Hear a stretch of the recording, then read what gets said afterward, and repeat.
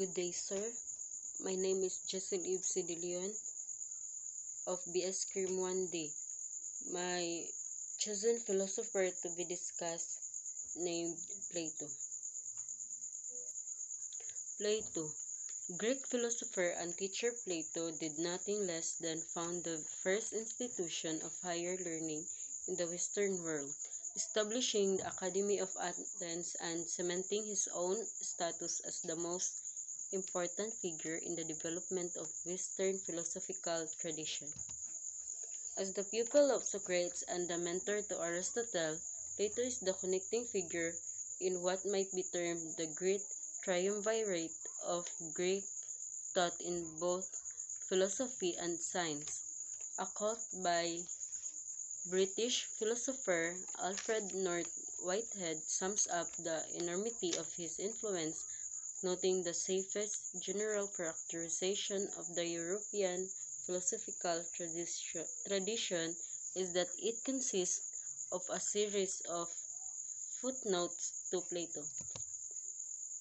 Indeed, it could be argued that Plato founded political philosophy, introducing both the dialectic and dialogic forms of writing as ways to explore various areas of thought. While he was not the first individual to partake of the activity of philosophy, he was perhaps the first to truly define what it meant, to articulate its purpose, and to reveal how it could be applied with scientific rigor. This orientation provided a newly concreted framework for considering questions of ethics, politics, knowledge, and theology. Such is to say that it is nearly impossible to sum up the impact of Plato's ideas on science, ethics, mathematics, or the evolution of thought itself other than to say it has been total, permitting, and inexorable from the tradition of rigorous thinking itself. Plato's big ideas express the view often referred to as Platonism, that those whose beliefs are limited only to perception are failing to achieve a higher level of perception, one available only to those who can see beyond the material world.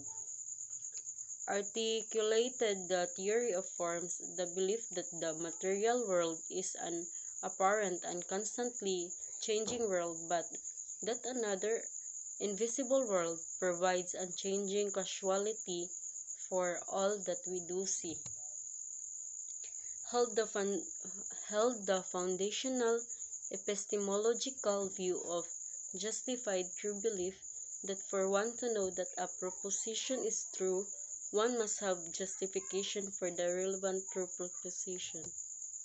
The Republic 380 BCE. The Republic by Plato is a very thoughtful and explorative writing about the perfect state, the role of justice in it, and how it could be materialized.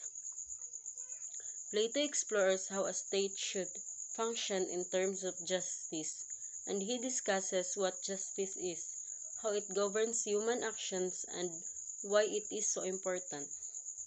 The society, according to him, has three classes: workers, warriors, and rulers, who must all coexist and work together. They are governed by appetite, spirit, and thought, respectively. Someone who is governed by one thing, say appetite, but holds a position that should be governed by another idea, becomes a bad thing for society, in this case a tyrant. Who should hold each position, how they should be trained, and what types of things should be allowed in the society, and in their lives are all discussed by Plato. But he does come to the conclusion that although money can satisfy the appetite, it cannot satisfy the mind, and thought and understanding brings true happiness, and justice brings true good. Education should ensure that good rules the mind and society, for great knowledge combined with evil, and evil intentions causes trouble. The world itself has a visible and mental form, and thinkers and philosophers are those who access the mental world. Justice, how, Justice, however, is inherently good and brings the most true good to a society. Plato's analysis of the state is quite a profound and interesting one, and this book is a simple translation to read and understand and is recommendable to anyone. It is truly a must read, especially in Greek literature, and as Plato is one of the great thinkers of all time. The Laws, 348 BCE. Plato's The Laws is a classic masterpiece, although it would be cumbersome to give a description of every section of the book. Here are some highlights. Plato starts off talking about the inadequacy of Spartan and Cretan legislation in that they are geared up completely to the aim of war. He then discusses drinking parties and how they can be beneficial or educational to citizens as kind of test of self-restraint. He discusses music, dance, and singing to quite some extent, mainly in the form of three choruses, which include children, men to the age of 30, and men to the age of 30 to 60. He discusses which kind of music should be suitable or censored in the hypothetical new state to be founded on Crete called Magnesia. He discusses the preferred locality and the type of terrain Magnesia should be established on. He then divides the territory into 12 districts, radiating from the city and corresponding to 12 tribes.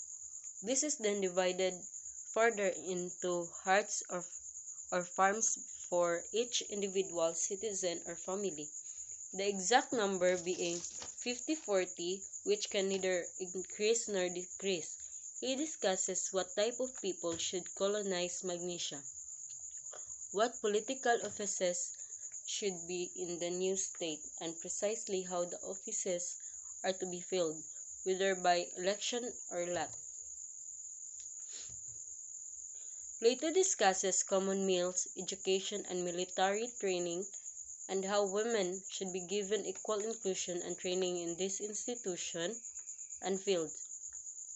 Plato then discusses capital offenses with surprisingly mild and severe punishments for homicide, woundings, and assault.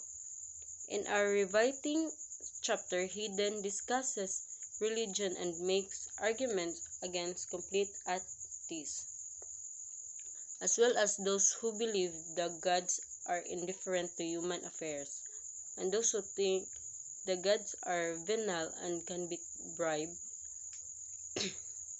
Surprisingly, some of these punishments for these acts are harsher than those for homicide. In fact, the death penalty occurs more frequently towards the end of the book, under miscellaneous legislation. The Laws is a riveting and essential essential.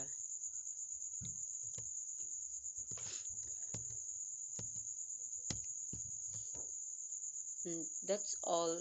Thank you.